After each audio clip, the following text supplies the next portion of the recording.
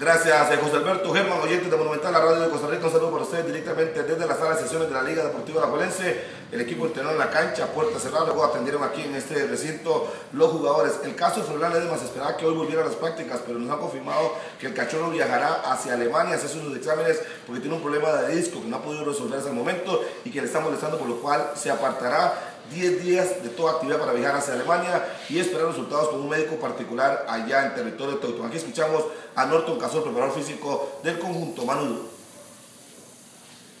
Gracias, Norton Casol, quien es el preparador físico de la Liga Deportiva Alajuelense. Por cierto, tuvieron fútbol el día viernes en Turrialba. Alajuelense alineó con Iván García, en zona baja con Pipo González, Jorge Davis, Mauro Castro, y por el costado izquierdo jugó Bernie Ramírez. En el medio campo con Pablo Daniel Gao, Fernando Sequeira, estuvo Walter Chévez, Argeni Fernández, Steven Calderón, los 11 hombres de Oscar Ramírez que enfrentaron precisamente al conjunto Turrialba 2-2. La intención de fútbol, mañana también enfrentarán al equipo del DC. Aquí escuchamos a Fernando Sequeira. ¿Cuál es la intención de jugar partidos tan constantes amistosos de la liga? Explica Fernando Sequeira.